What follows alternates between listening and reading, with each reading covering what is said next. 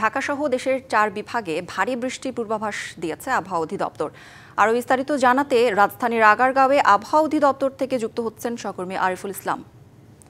আরিফ, বৃষ্টি নিয়ে কি জানালো আবহাওয়া অধিদপ্তর, জানাবেন।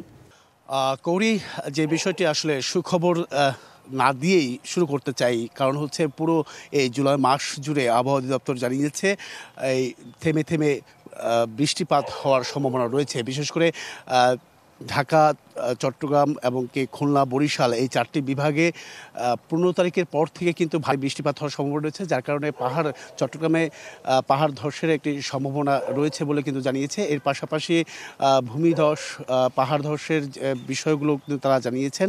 আর আরেকটি বিষয় জানিয়ে রাখি যে আগামী 12 তারিখের পর থেকে কিন্তু ভারী বর্ষণ হওয়ার সম্ভাবনা রয়েছে। বিশেষ করে 10 এবং 11 তারিখে কিছুটা থেমে যাবে, বা বৃষ্টির যে তীব্রতা সেটা থেমে যাবে, এবং কি থেমে যাওয়াতে রোদ উজ্জ্বল বা রোদের যে দেখা সেটা কিন্তু কিছুটা হলেও পাবে পুরো দেশবাসী। অ্যাকনন সোপ, দেশের নাম্বার 1 হালাল অ্যান্টিব্যাকটেরিয়াল সোপ, ন্যাচারাল ব্যাকটেরিয়ালাইসিসের সুরক্ষায় ফ্রেশ ও অ্যাক্টিভ সব সময়।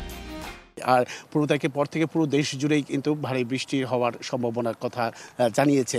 আরেকটি বিষয় জানিয়েছে, সেটা হচ্ছে যে গত 24 ঘন্টা দেশের সর্বোচ্চ বৃষ্টিপাতের রেকর্ড করা হয়েছে কক্সবাজার 157 মিলিমিটার।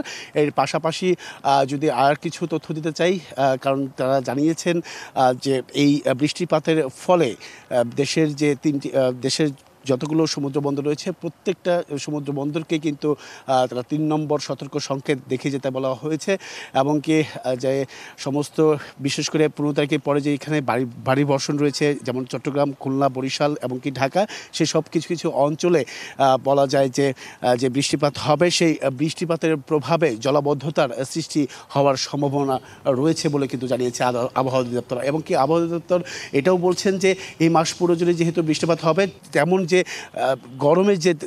গরমের যে আর্দ্রতা সেটা কিন্তু আসলে কমবে না। সেই গরমটা স্বাভাবিক পর্যায়ে 30 থেকে 32 ডিগ্রি সেলসিয়াস তাপমাত্রা আর্দ্রতা থাকবে বাতাসের। এই ছিল আসলে এখান থেকে সব শেষ করে। আরিফ, ধন্যবাদ আপনাকে।